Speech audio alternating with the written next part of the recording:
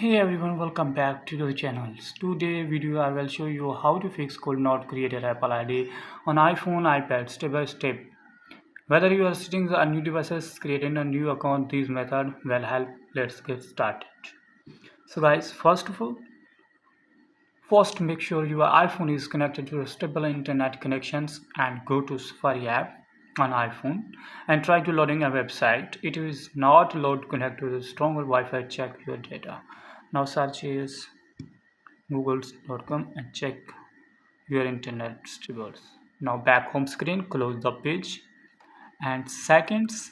Next restart your iPhone. For iPhone with Face ID, press and hold the side button and volume button together, then sweep up, power off, turn it back after 10 seconds. Now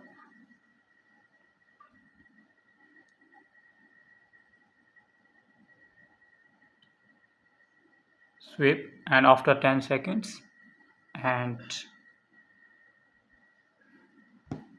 back home screen again. Now go to settings,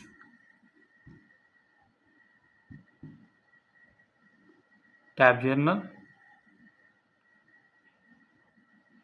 and make sure your iPhone is running to the latest version of iOS. Update after fix page that can stop you can from created an Apple ID. Now tap here software updated and check here the updated new latest version. After that back home screen, close the page.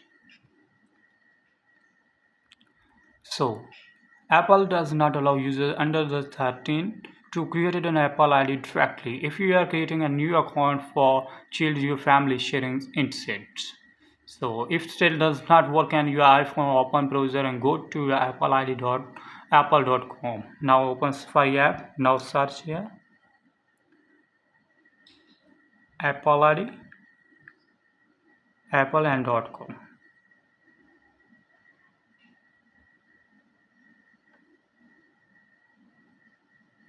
And created your Apple ID there. After that, come back to your iPhone and sign in.